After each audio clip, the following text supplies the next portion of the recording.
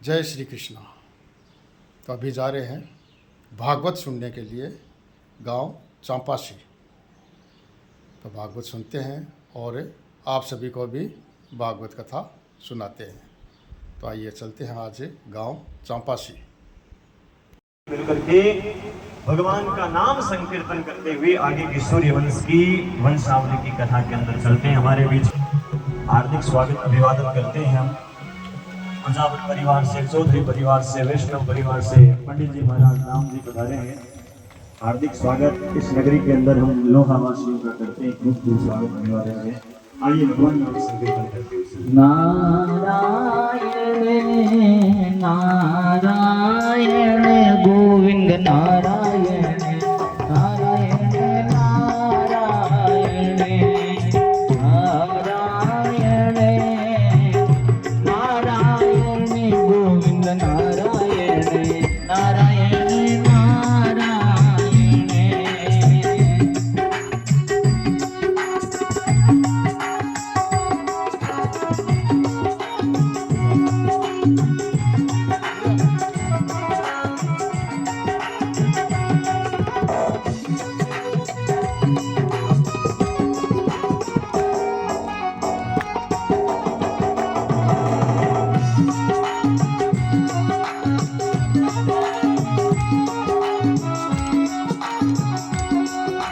नारायण नारायण नारायण नारायण नारायण नारायण नारायण केशव नारायण नारायण नारायण नारायण नारायण माधव नारायण नारायण नारायण।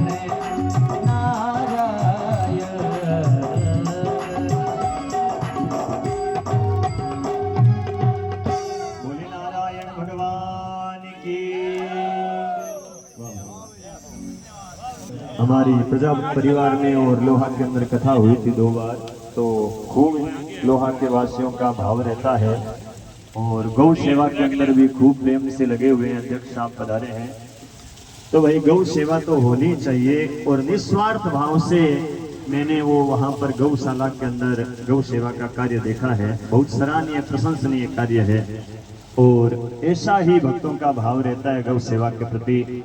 सावर जी भी अपने YouTube channel SMS लोहा के द्वारा भी गौ सेवा का खूब धर्म का प्रचार करते रहते हैं। आइए पुण्य कथा के अंदर प्रवेश करें। सभी भक्तों का खूब खूब साधुवाद अभिवादन है जो बाहर से बधारे हैं। सूर्य वंश की में तो श्राद्ध पंडित जी कराते, हमारे तो काम ही यही है। अब महाराज जाट कहता है तो फिर पंडित जी वो सामान क्या चाहिए श्राद्ध में, सामान बता दो। अब महाराज श्राद्ध में क्या सामान चाहिए? पंडित जी ने सोचा घरेलू सामान बता देता हूँ, ज्यादा बताऊंगा जाट को पता नहीं है, भोला जाट था। अब महाराज पंडित जी ने घरेलू सामान लिख दिया, गाय का गोबर चाहिए, गौमूत्र चाहिए, तिल चाहिए।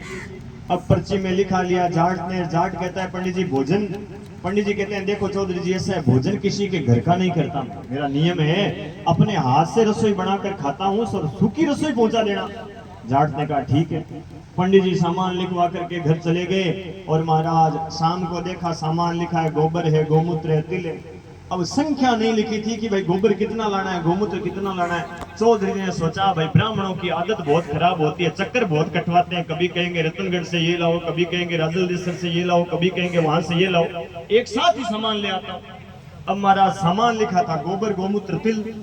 जाट महाराज गायें भैंसे बहुत रखता था, ठाकुर जी की कृपा थी जाट के घर में। कुंडा पावड़ा लेकर के गया गौशाला में और दुनिया भर का गोबर इकट्ठा करके आंगने में गोबर का पहाड़ लगा दिया। फिर लिखा था गौमूत्र, 20 लीटर की बाल्टी लेकर के गया, गौमूत्र की बाल्टी भर करके ले आया। फिर लिखा था तिल, किसान आदमी था, खेत में तिल बहुत हुए थे तो तिल की मोरी ले आया। सवेरे सवेरे गया पंडित जी को बुलाने, पंडित जी अब श्राद्ध करना है। पंडित जी कहते हैं चौधरी जी सामान ले आए। जाट कहता है पंडित जी जैसा थोड़ा बहुत मिला था वैसा ले आया, कम ज्यादा और हुए तो आप बता देना और ले आऊंगा।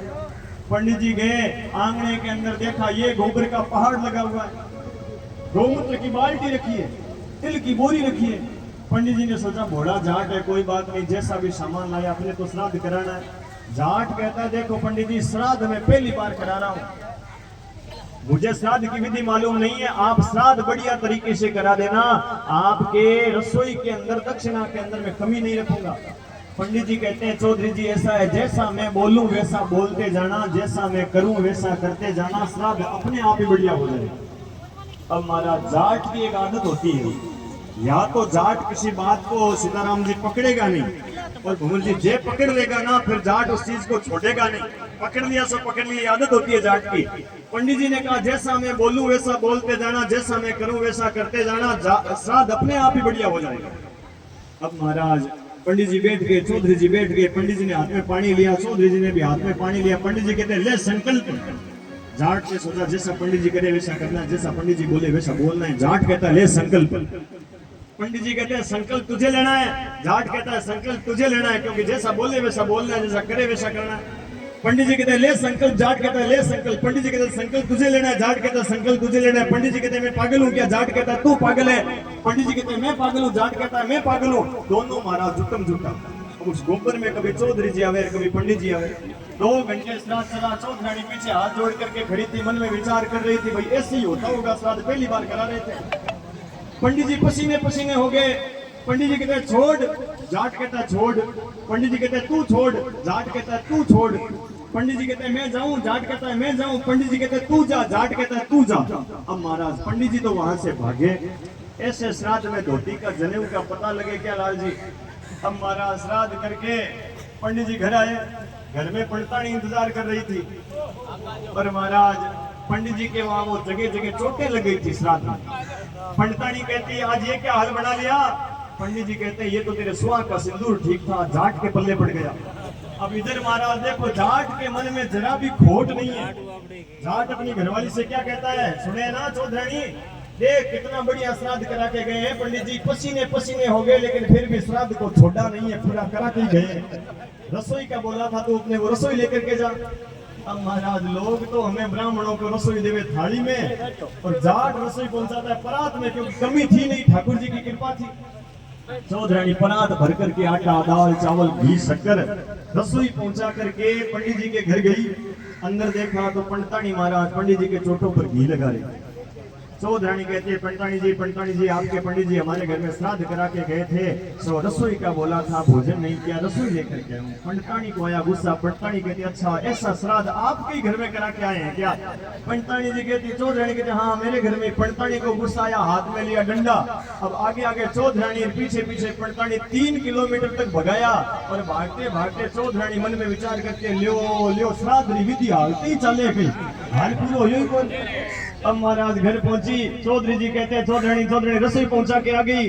चौधरानी कहती है चौधरी जी श्राद्ध करना तो फिर भी सरल काम है, लेकिन रसोई पहुंचानी और ही कठिन काम है। 3 किलोमीटर भागना पड़ता है। तो भाई ऐसे मत कर देना। देखो ये तो हंसने की बात है, बुरा मत मानना। उस जाट का तो ठाकुर जी ने वो श्राद्ध भी स्वीकार किया था। क्यों किया था? क्योंकि महाराज जाट की बोली थोड़ी कड़वी जरूर होती है, लेकिन जाट का हृदय कड़वा नहीं होता, हृदय मक्खन के समान होता है। क्यों होता है? इसके पीछे भी कारण है। क्योंकि मैंने एक दिन कथा में कहा था ना, गंगा मैया जाट के रिश्ते में क्या लगती है? गंगा माता जाट के बहन लगती है। जिस प्रकार गंगा पवित्र है वैसे हृदय भी पवित्र। बोली कड़वी जरूर होती है। सीताराम जी मन में आवे जाके जरूर दे, बड़ा काल जो महाराज एकदम तोड़ो है।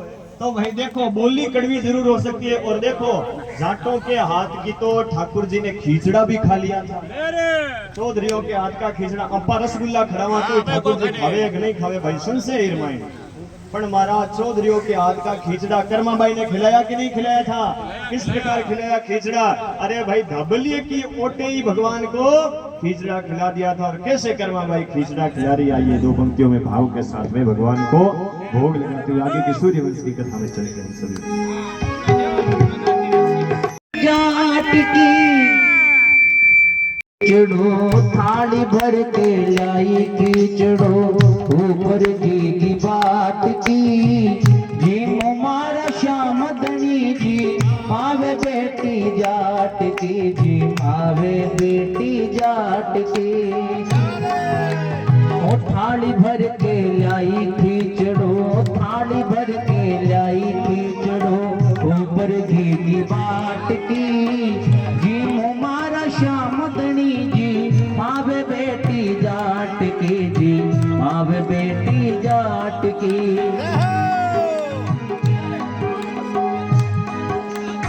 थाली भर के लाई खींचड़ो थाली भर के लाई खींचड़ो ऊपर की बाट की जी मारा श्याम धनी जी मावे बेटी जाट की जी मावे बेटी जाट की।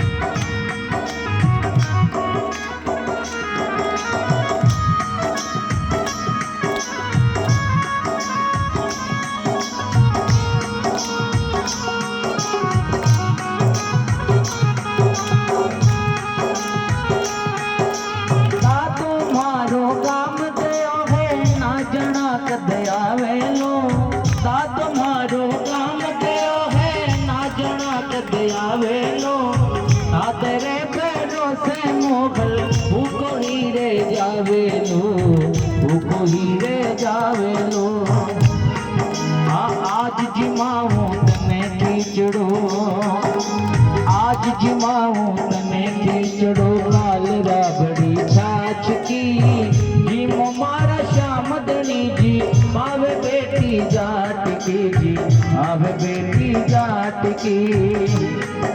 ओ थाली भर के लाई खींचड़ो थाली भर के लाई खींचड़ो ऊपर की बाट की जी मारा श्याम धनी जी मावे बेटी जाट की जी मावे बेटी जाट की।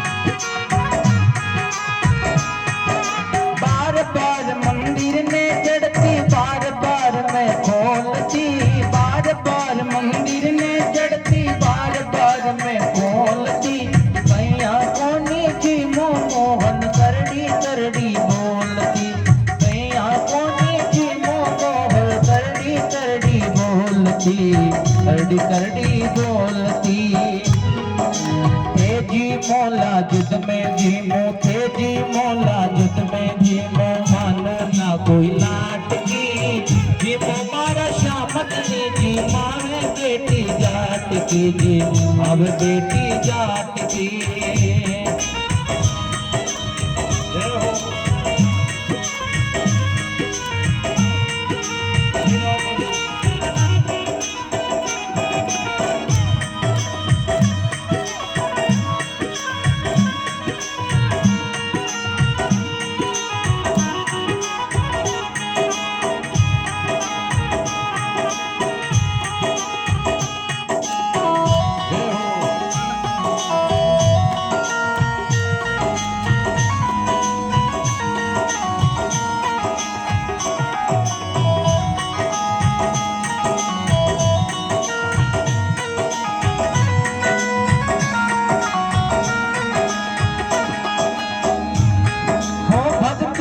तो कर्मा जैसी सांवरियों कर आयो है भक्ति हो तो कर्मा जैसी सांवरियों कर आयो है सोहन लाल कार प्रभु हर्ष हर्ष गुण गायो है सोहन लाल कार प्रभु मिरक मिरक गुण गायो है मिरक मिरक गुण गायो है साचो प्रेम प्रभु से हो तो साचो प्रेम प्रभु से हो तो मोर तुमले काट की जीवो मारा श्याम गणी जी मावे बेटी जाट की मावे बेटी जाट की आली भर के लाई खींचड़ो आली भर के लाई खींचड़ो पड़गे की बात की जीवो मारा श्याम गणी जी मावे बेटी जाट की जी अब बेटी जाट की जी अब बेटी जाट की जी अब बेटी जाट की बोली भागवत महापुराण की। महाराज माता को दूध पिलाने के लिए कैसे भागती है चारों पैरों से तारावती ऐसे भागी है मेरा बेटा मेरा लाल मेरा भैया मेरा रोहित दूर दूर तक जंगल में कुछ दिखाई नहीं देता। तभी महाराज आसमान में बिजली की गर्जना हुई है प्रकाश हुआ और एक फूल सा बच्चा मरा हुआ झाड़ी के पास देखा। तारावती रोते रोते अपने बेटे को गोदी में लिया है और तारावती बार बार विलाप करके कहती है रोहित एक बार खड़ा हो जा अरे एक बार तो मुझे माँ माँ बोल दे। अरे रोहित कहाँ तो तू जन्मा था और कहाँ तो जंगल में मरने के लिए आया है। हे राजा हरिश्चंद्र आज कहीं भी हो तो कम से कम अंतिम बार अपने बेटे का मुंह देख ले। और महाराज तारावती ने अपनी आधी साड़ी को फाड़ करके बेटे की लाश के ऊपर उठाया है और जंगल में लेकर के किस प्रकार शमशान की ओर जा रही है। आज शमशान भी तारावती के दुख की दुहाई दे रहा है। किस कंवर रोहिदास ने हियो भर आवे बेटा देखो तेरी लाश ने हियो भर आवे बेटा देखो तेरी लाश ने डस गयो कालो रे कंवर रोहिदास ने हियो भर आवे बेटा देखो तेरी लाश ने छाती भर आवे बेटा देखो तेरी लाश ने। हरि बोल।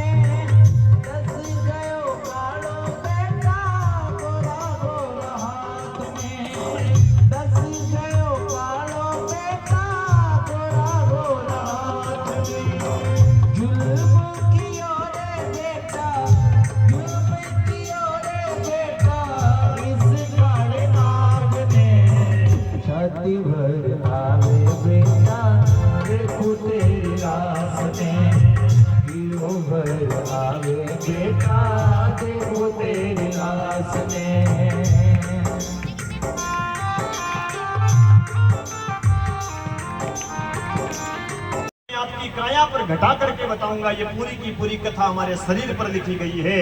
महाराज, आत्मा का कल्याण करना ही भागवत कथा किसका नाम है? ध्यान देना, कथा केवल कहानियां नहीं है। कथा वो है जो जीवन की व्यथा को मिटा देवे, उसका नाम कथा है। और कथा वो है जो वैकुंठ का दर्शन करा देवे। वैकुंठ कौन सा? कोई मरने के बाद ऊपर कोई वैकुंठ नहीं मिलेगा।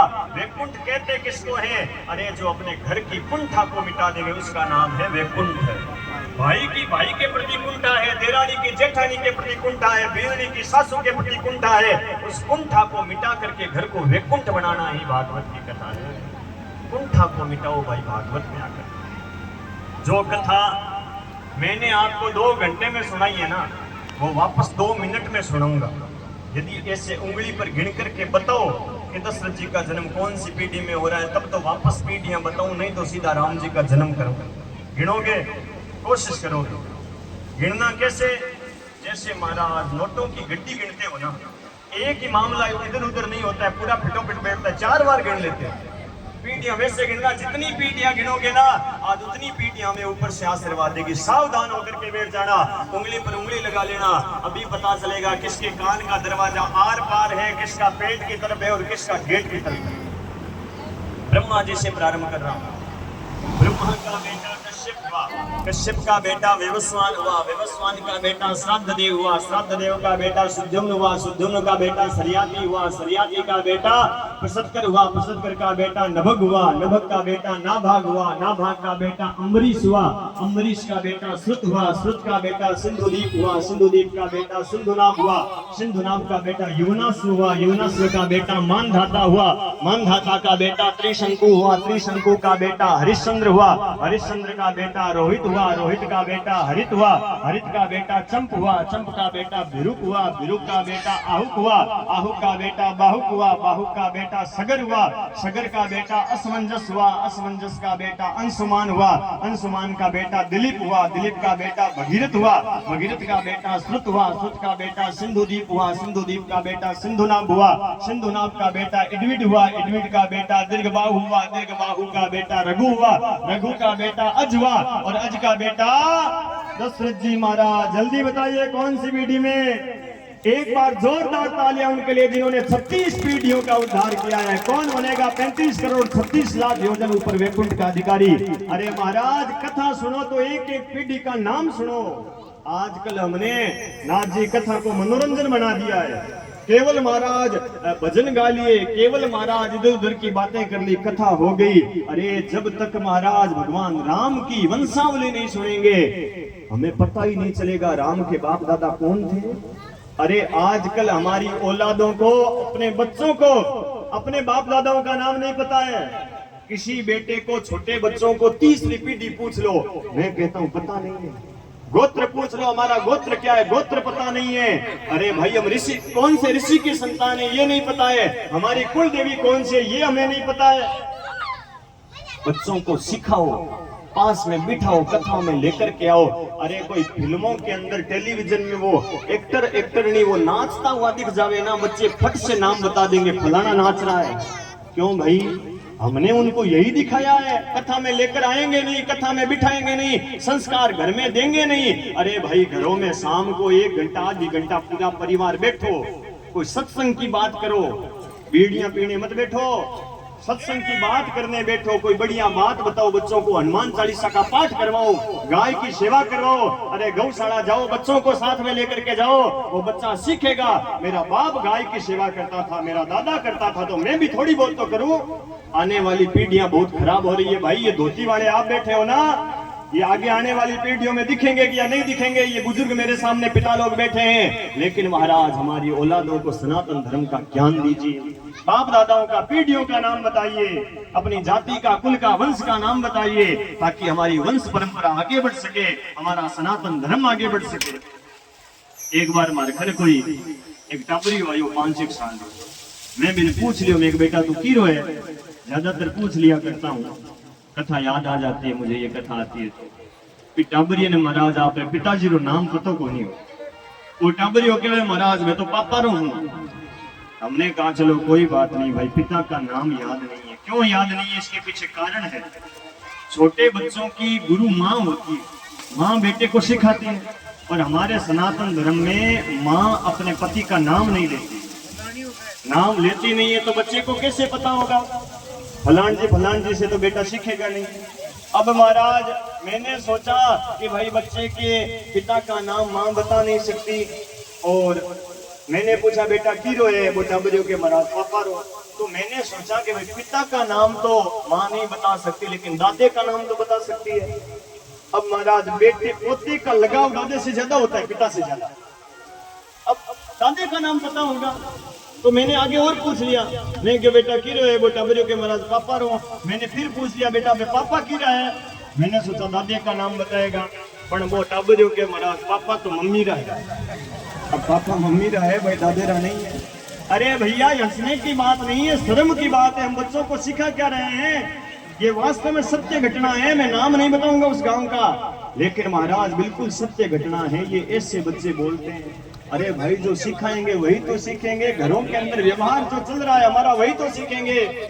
अच्छी बातें सिखाइए, कथाओं में लाकर बिठाइए। मैं जानता हूँ बच्चे परेशान करेंगे कथाओं में, लेकिन एक बात बढ़िया उसकी बुद्धि पर गिर गई तो उसका जीवन सुधर जाएगा। दशरथ जी महाराज पिछले जन्म में एक महाराज ऐसा कहते हैं संत के ब्राह्मण थे। उस ब्राह्मण का एक नियम था, रोज 1000 तुलसी के पत्ते तोड़ता, और महाराज जंगल में एक 4 भुजानाथ का मंदिर था, वहां वो 1000 पत्ते चढ़ाता। चढ़ाते चढ़ाते 12 साल बीत गए। आज रात में उस ब्राह्मण को नींद नहीं आई, आधी रात को वो 1000 पत्ते लेकर के जंगल में निकल गया भगवान के चढ़ाने। आधी रात का जो समय होता है, ऐसा कई संत कहते हैं वो ठीक नहीं होता भाई, भूत प्रेतों का समय होता है। और महाराज 2-2:30 बजे के समय वो जंगल में जा रहा था ब्राह्मण, तभी मार्ग के अंदर उस ब्राह्मण को एक पिशाचनी मिल गई। पिशाचनी जानो कहने के भूतनी ने कहने, वो भूतनी कहती है, हे ब्राह्मण देवता, मैं इस पिशाच की योनि में बड़ी तकलीफ पा रही हूँ, कष्ट पा रही हूँ, मेरा इस भूत की योनि से आप उद्धार करो। महाराज वो ब्राह्मण कहता है, पिशाचनी मैं प्रयास करूंगा तेरा इस भूत की योनि से उद्धार करने का, लेकिन पहले तो मुझे ये बता कि पिछले जन्म में तूने ऐसा कौन सा पाप का कर्म किया था जिसके कारण तुझे पिशाचनी बनना पड़ा। माताओं बहनों ध्यान से सुनना, कान का दरवाजा पेट की तरफ रखना, गेट की तरफ 4 बजे से पहले मत रखना। वो पिशाचनी क्या कहती है, वो पिशाचनी कहती है, ब्राह्मण देवता पिछले जन्म में ना मैं अपने पति से झगड़ा बहुत करती थी, लड़ाई बहुत करती थी, इस कारण मुझे भूतनी बनना पड़ गया। माताओं बहनों कोई कर मत लेना, ओ पति से झगड़ा कर लिया तो अगले जन्म में क्या बनना पड़ेगा, भूतनी बनना पड़ेगा। ये कथा एक बार मैं कहीं नागौर की तरफ कर रहा था, और महाराज एक कोई जिसके घर में मैं रहता था, कोई यजमान परिवार था, उनके घर में कोई बहन थी। अब बहन थोड़ी चाय पानी पिलाती थी तो मुंह लगने वाली हो गई। अब महाराज मैंने कहा कि भाई जो पत्नी अपने पति से झगड़ा करती है वो अगले जन्म में भूतनी बनती है। वो बेन खड़ी हो गई, वो कहते हैं महाराज आपकी बात बिल्कुल ठीक है, हमने मान लिया।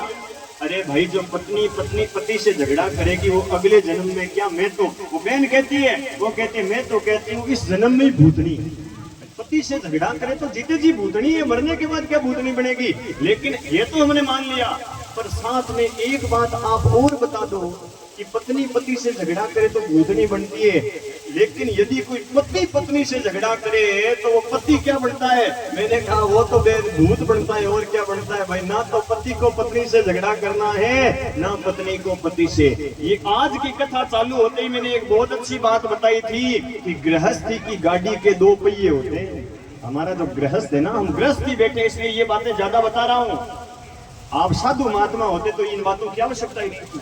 अरे गृहस्थ धर्म में पति और पत्नी जो होते हैं गाड़ी के 2 पहिए होते हैं, और गाड़ी चला करके आपने देखा होगा गाड़ी के दोनों आगे वाले पहिए सीधे सीधे चले तो गाड़ी सड़क सीधी सीधी चलती है, और एक पहिया कहवे मैं इधर जाऊंगा, दूसरा पहिया कहवे मैं इधर जाऊंगा, तो गाड़ी चलेगी क्या।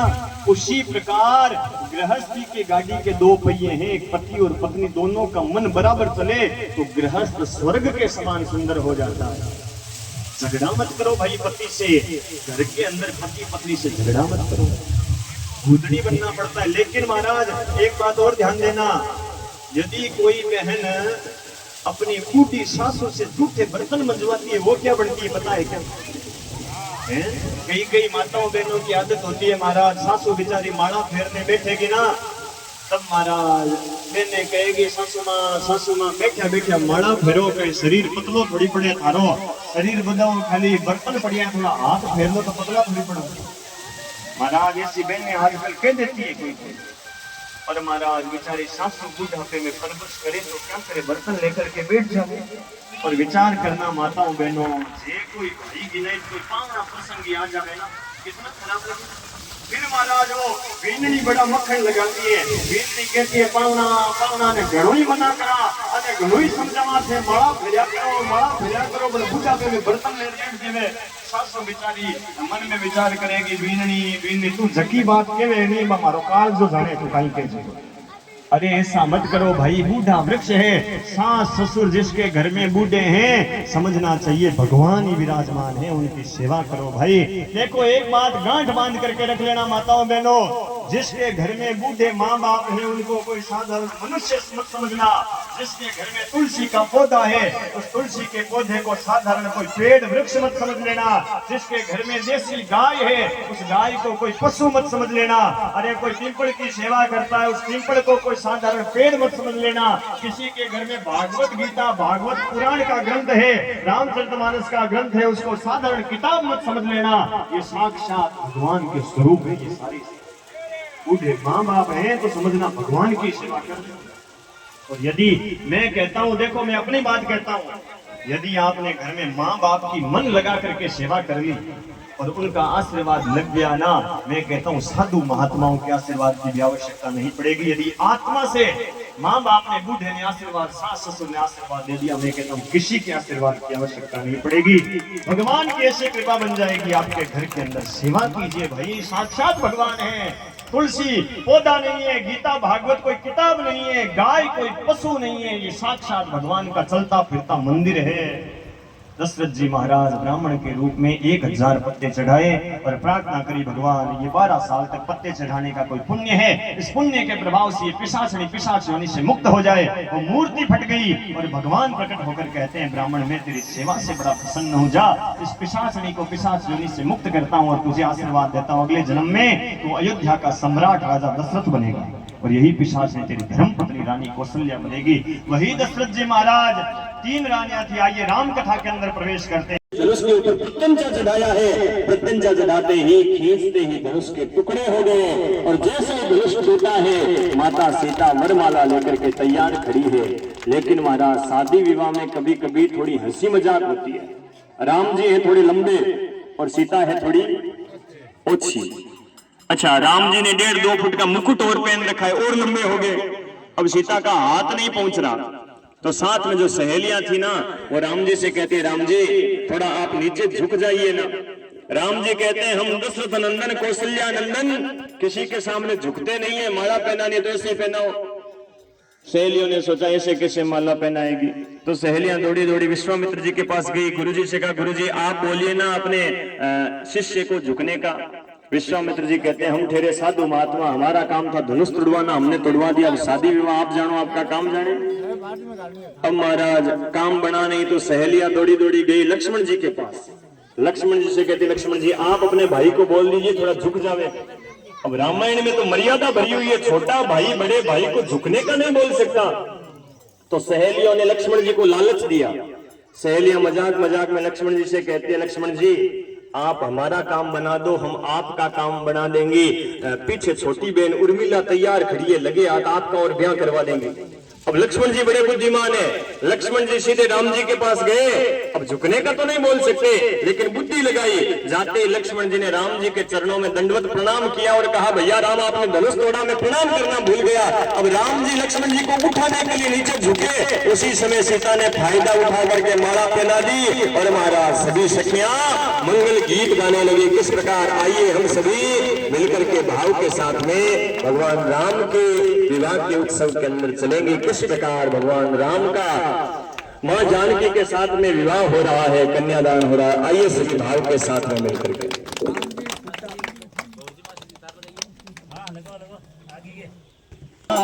झुकनो पड़ सीधी, झुक जाओ मारा दीन दयाल, झुकनो पड़ सीधी, झुक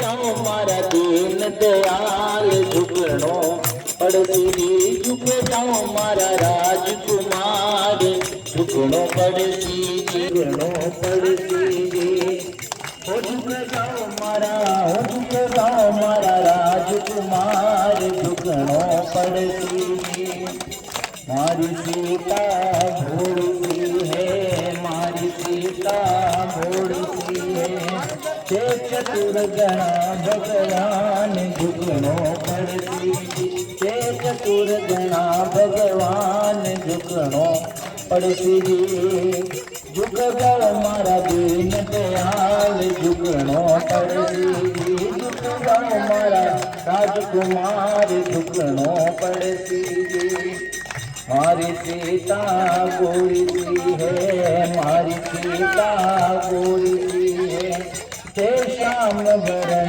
रघुनाथ झुकनो पड़सी ते श्याम भरण रघुनाथ झुकनो पड़सी झुक जाओ मारा दीन दयाल झुकनो पड़सी झुक जाओ मारा राजकुमार झुकनो पड़सी अवधपुरी नारियां अवधपुरी नारियां कोई हंस हंस गावे गाल झुकनो पड़सी कोई हंस हंस गावे गाल झुकनो पड़सी झुक जाओ मारा दीन दयाल झुकनो पड़सी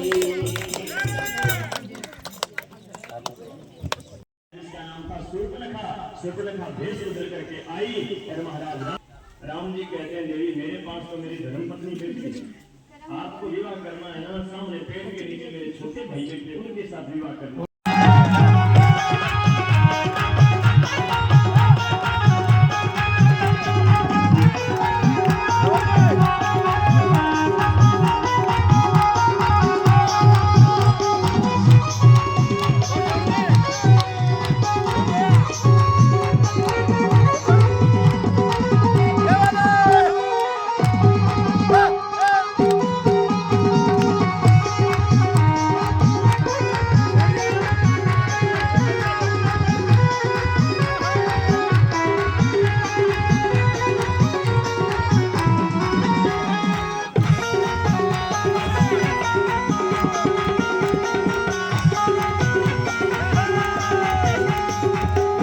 सागर को बिना से टूटे राम सके नारा राम सके नारा इस सागर को बिना से टूटे राम सके नारा राम सके नारा भुला गए हनुमान उसी को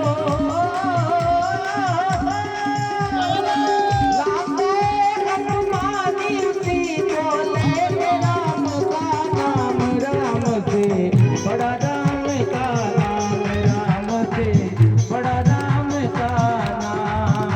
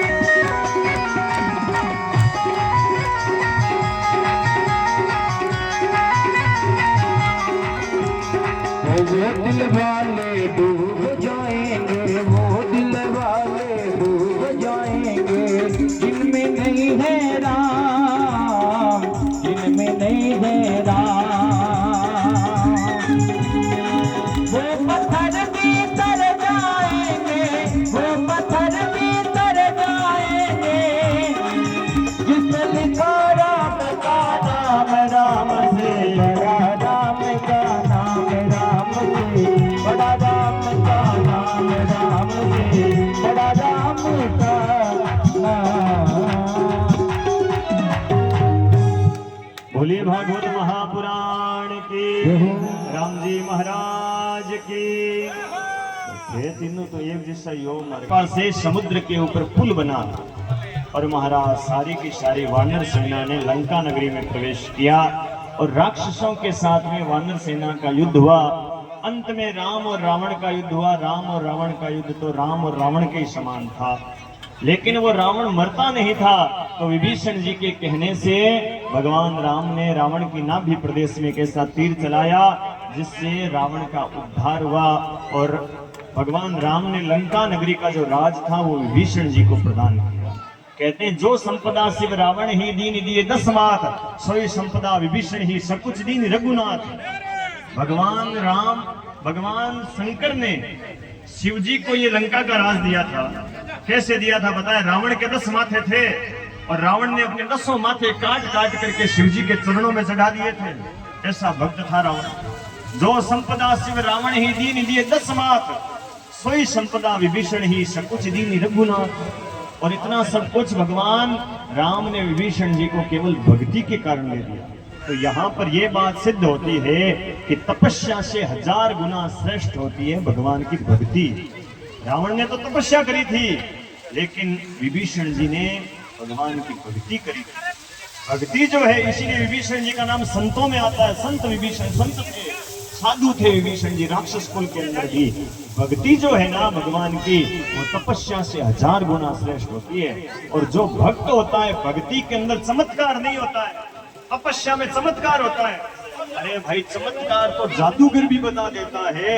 संत जो है ना, उसके पास चमत्कार नहीं है, उसके पास भगवान की भक्ति है और भक्ति श्रेष्ठ होती है। अभिषेक हुआ, राम राज्य की स्थापना हुई। सुखदेव जी महाराज कहते हैं, परीक्षित मैंने तुझे संक्षिप्त में राम कथा सुनाई है, अब मैं तुझे कृष्ण कथा के अंदर प्रवेश करवाता हूँ। जिस प्रकार भगवान राम का जन्म सूर्य वंश में हुआ, उसी प्रकार भगवान कृष्ण का जन्म हुआ चंद्रवंश में। अच्छा, चंद्रवंश में और एक दिन के 12 बजे जन्मे। तो भाई चंद्रमा का तो नाम ही नहीं है कहीं पर। चंद्रमा को तो 12 घंटे इंतजार करना पड़ेगा, कब रात होएगी, कब चंद्रमा आएगा और कब दर्शन करेगा। तो चंद्रमा कहता है, राम जी एक तो वंश भी सूर्य वंश और जन्मे तो भी दिन में 12 बजे, मैं तो दर्शन ही नहीं कर पाया। तो भगवान चंद्रमा को राजी करने के लिए कहते हैं, चंद्रमा नाराज मत हो, इस बार सूर्य वंश में जन्मा हूं तो अगली बार चंद्र वंश में जन्मूंगा। इस बार दिन के 12 बजे जन्मा हूं तो अगली बार रात के 12 बजे जन्मूंगा। अच्छा, चंद्रमा फिर भी राजी नहीं हुआ। तो भगवान ने चंद्रमा को राजी करने के लिए चंद्रमा से कहा, गाय हुए तो बहुत बढ़िया है, नहीं तो गौशाला के अंदर एक गाय को गोद ले लो और नियम ले कि उस गाय की मैं सेवा अपने पुत्र के समान या अपने बाप के समान सेवा करूंगा।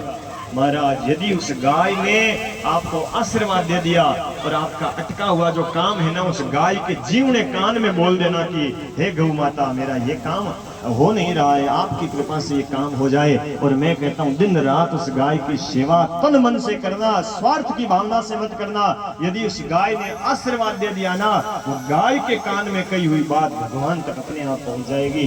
क्योंकि गाय की बात जितनी जल्दी भगवान सुनते हैं, उतनी जल्दी किसी की नहीं सुनते। आजकल महाराज कितना अत्याचार होता है गायों के ऊपर। देशी वेद लक्षणा जो गाय हुए उसका घर में उपयोग करो, घी दूध उपयोग में लो, उस गौ माता का लो। अरे बेचने के लिए, काम के लिए भैंस का दूध उपयोग में लो, मना नहीं करूंगा मैं, लेकिन कम से कम घरों के अंदर अपनी देशी गाय के दूध का। भगवान के आगे दीपक जलाते हो ना आप, मैं कहता हूँ दीपक जलाने से कभी फायदा नहीं होगा यदि आपने भैंस के घी का दीपक किया है, यदि बाजार वाले घी का दीपक किया है। अरे भाई, बाजार वाला घी नहीं होता है, इससे तो बढ़िया दीपक करो ही ना, तेल का ही दीपक जला दो।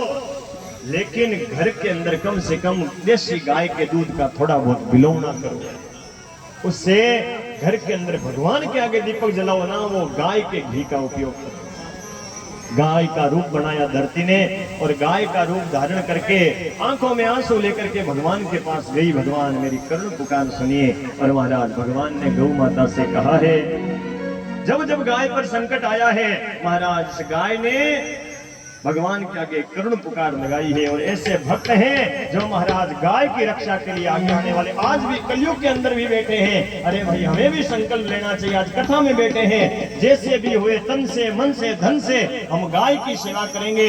गाय के लिए आपने यदि मैं कहता हूँ 5 रुपया लगाया है ना गाय के लिए, और वो 5 रुपया आपका 25 रुपया बनकर के वापस नहीं आएगा ना, भगवान तब तक अपना संकल्प पूरा नहीं मानते हैं। किसी ने 5 रुपया लगाया है वो 25 रुपया होकर के आपके घर में वापस जरूर आएगा यदि गाय के लिए लगाया। आगे आइए भाई गाय की सेवा के लिए, कोई गौशाला में दान हो रहा हो, कोई गाय के लिए कथा भागवत हो रही हो, गाय के लिए सत्संग हो रहा हो, भाई पीछे ना रहो। किस प्रकार गौ माता ने करुण पुकार करी है भगवान के सामने। आइए 2 मिनट हम इस गौ माता की करुण पुकार को सुनते हुए बड़ी सुंदर भगवान कृष्ण की झांकी का भी थोड़ी देर में दर्शन करें। कलयुग में एक बार कन्हैया ग्वाल बन कर आओ रे। कलयुग में एक बार कन्हैया ग्वाल बन कर आओ रे। आज पुकार करे तेरी गैया, आज पुकार करे तेरी गैया, आकर कंठ लगाओ रे। कलयुग में एक बार कन्हैया ग्वाल बन कर आओ रे। कलयुग में एक बार कन्हैया ग्वाल बन कर आओ रे।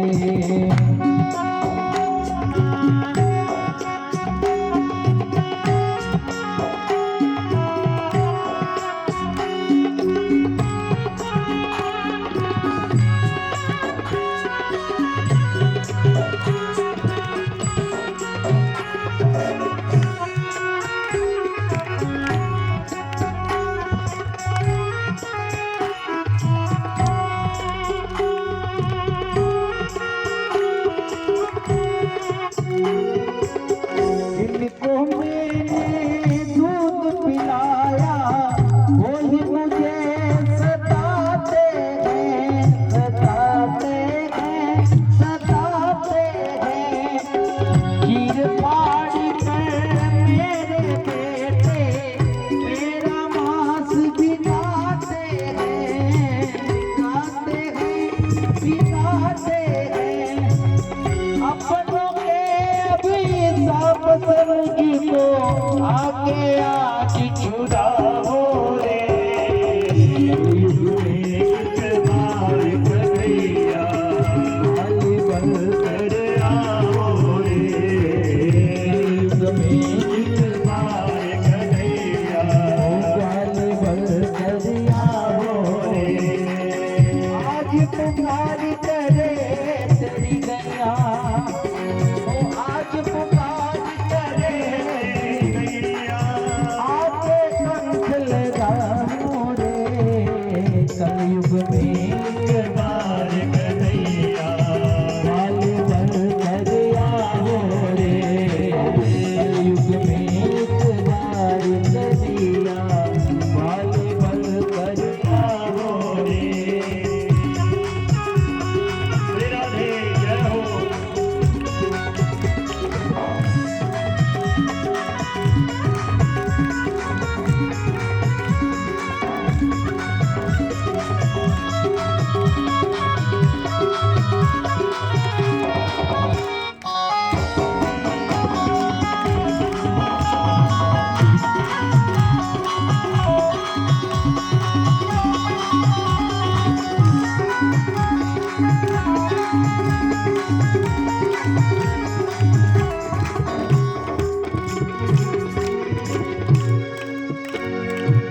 चाबुक से जब पीटी जाऊं सहन नहीं कर पाती मैं, कर पाती मैं, हो कर पाती मैं।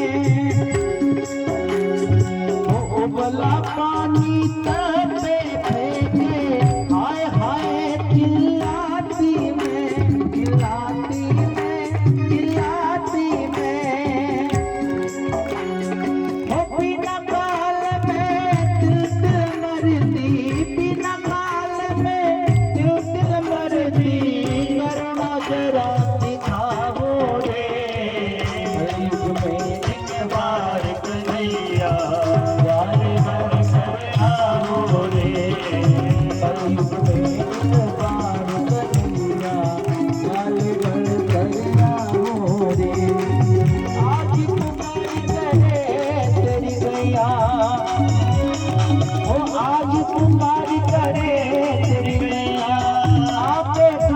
लगाओ रे कलयुग में करार कन्हैया गाली भर कर आओ रे कलयुग में बार कन्हैया ओ गाली भर कर आओ रे गाली भर कर आओ रे गाली बन कर आओ रे।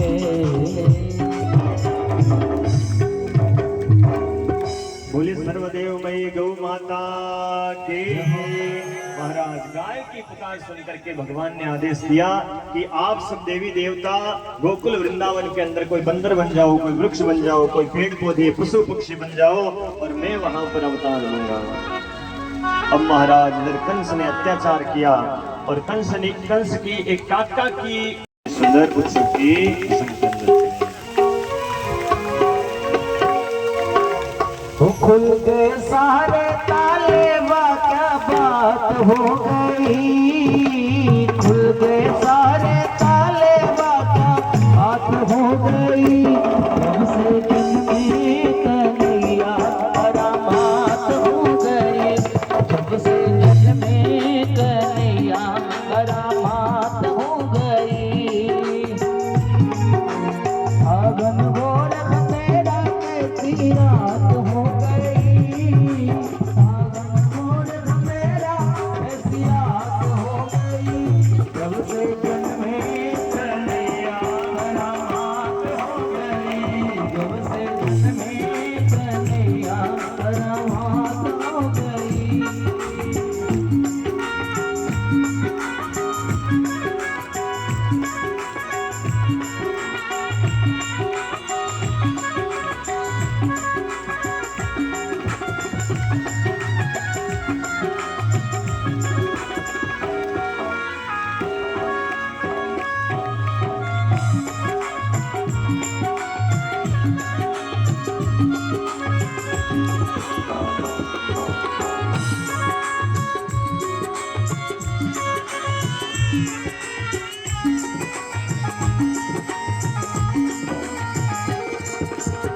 बंद खाना जन्म लिए गाना वो डाक का जमाना पुराना बंद खाना जन्म लिए गाना वो डाक का जमाना पुराना हाल लगाना वो पहरे बिठाना वो कम का जुलम खाना हाल लगाना वो पहरे बिठाना वो कम का जुलम खाना उस रात कभी से भयंकर गाने उस रात को मरने बादल चल पड़ाए बरसात हो गई बादल चल पड़ाए बरसात हो गई जब से जन्मे कन्हैया करामात हो गई जब से जन्मे कन्हैया करामात हो गई।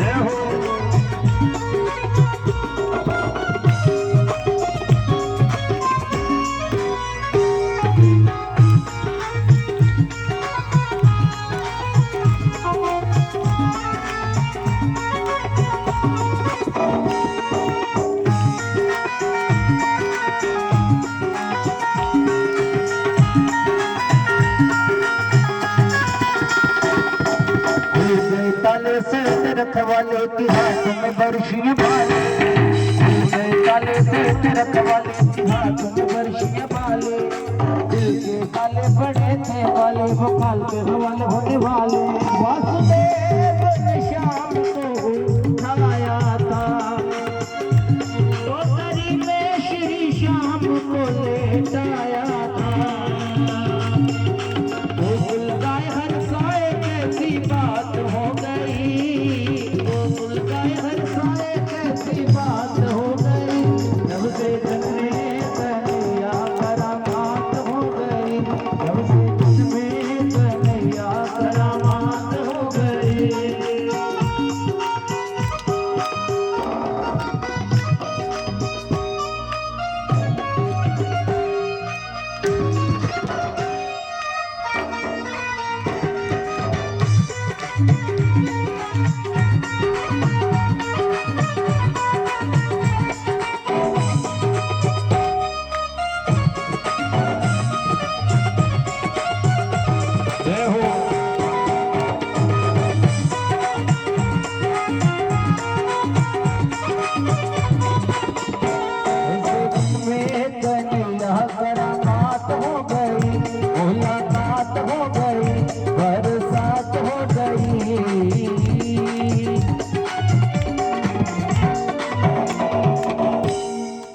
कृष्ण कन्हैया लाल की जय हो।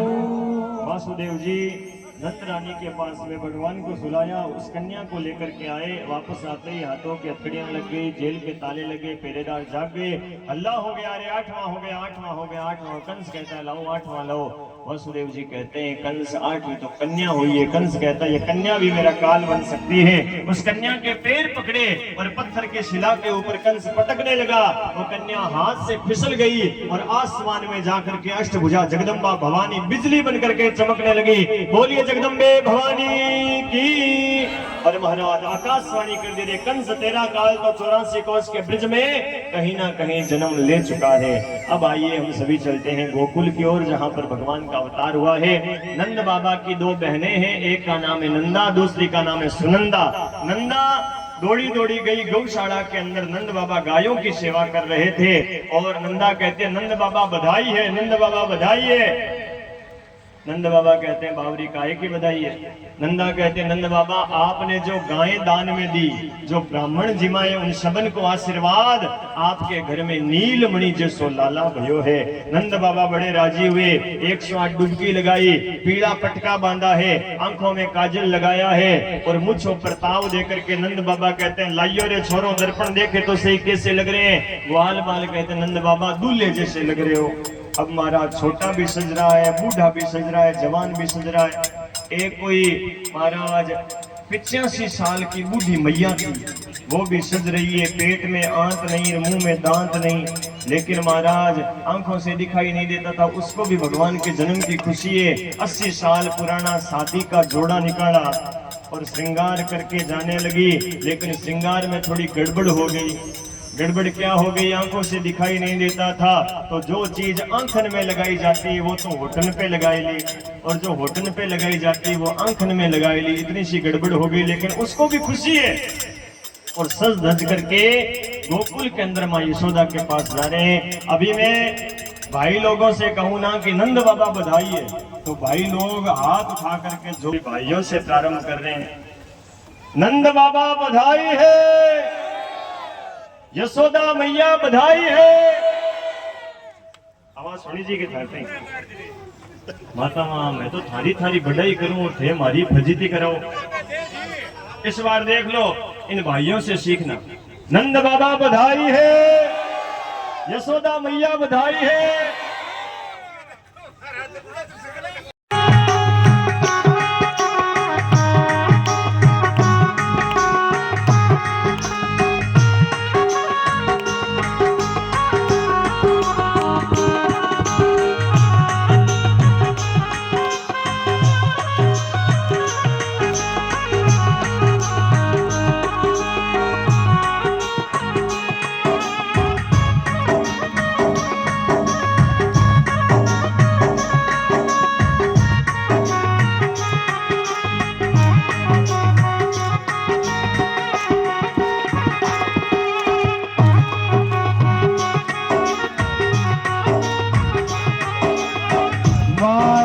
मोतियन चौक पूरा हो, मानक मोतियन चौक पूरा हो। अलवरो लाड करा मन चायो बेबी रे, अली लाड करा मन चायो बेबी। दर्शन करवा में जा मैया, दर्शन करवा में जा।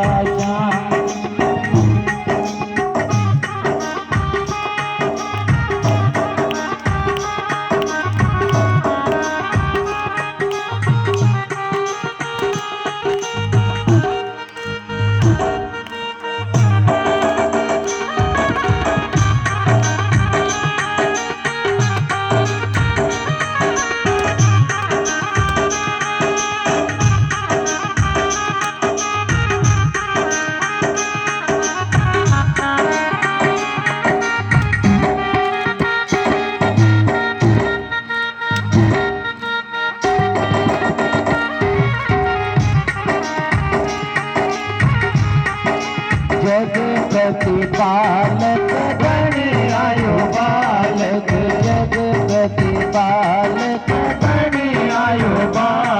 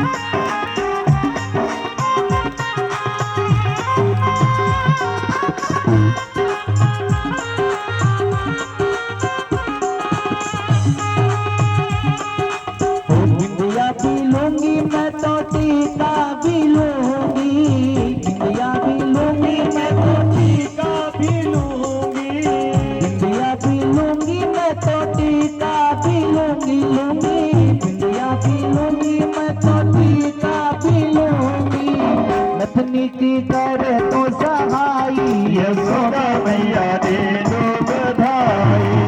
लाला जन्म सुख आई यशोदा मैया दे दो बधाई लल्ला जन्म सुख आई यशोदा मैया दे दो बधाई। बोले कृष्ण कन्हैया लाल की, सभी भक्तों की।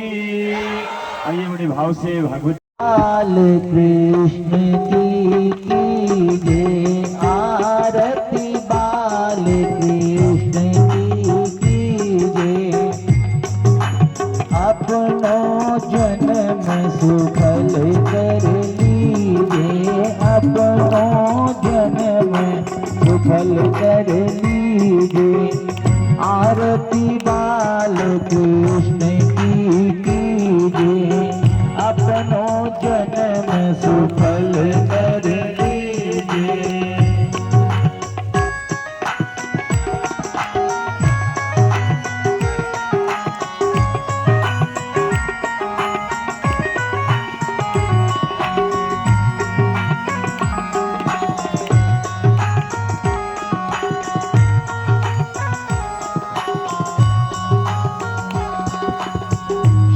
यशोदा को परम दुलारो श्री यशोदा को परम दुलारो बाबा की अखियन को तारो बाबा की अखियन को तारो गोपियन को प्राणों से प्यारो गोपियन को प्राणों से इन पर प्राण नौछावर कीजिए इन पर प्राण नौछावर कीजिए आरती बाल कृष्ण की कीजिए आरती बाल कृष्ण की कीजिए।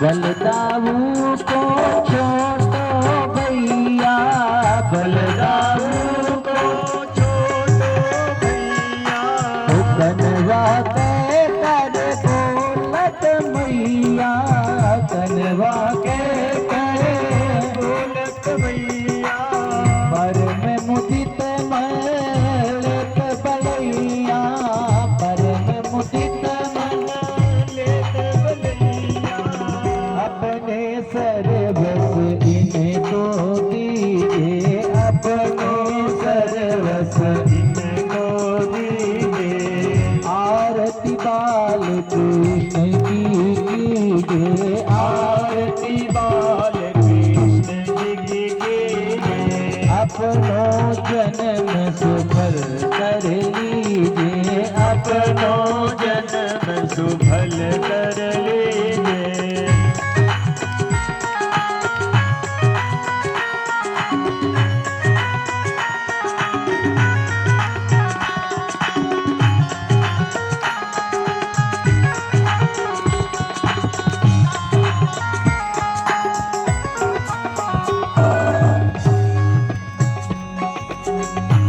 राधावर सुगड़ कन्हैया श्री राधावर सुगड़ कन्हैया भजन को नवनीत खिवैया भजन को नवनीत खिवैया देखत ही मन लेत क्षण भर लीजिए आरती बाल कृष्ण की कीजिए आरती बाल कृष्ण की कीजिए अपनो जन्म सुफल कर लीजिए अपनो जन्म सुफल कर लीजिए।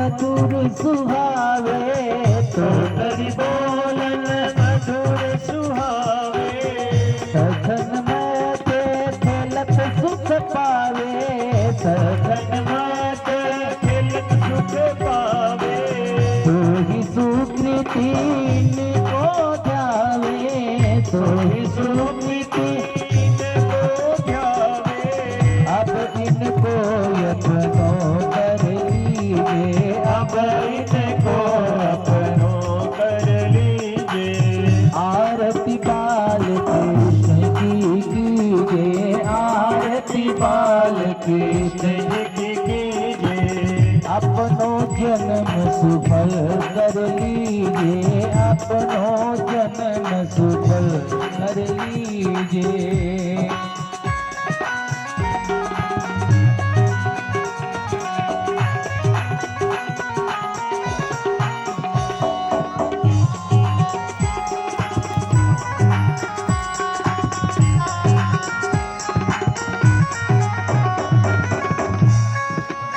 श्री राधावर सुगड़ कन्हैया, श्री राधावर सुगड़ कन्हैया, प्रभु जन को नवनीत खिवैया, प्रभु जन को नवनीत खिवैया, देखत ही मन लेत चुरैया, देखत ही मन लेत चुरैया, यह छवि नैन भर लीजिए, यह छवि नैन भर लीजिए, आरती बाल कृष्ण की कीजिए, आरती बाल कृष्ण की कीजिए, अपनो जन्म सुफल कर लीजिए, अपनो जन्म सुफल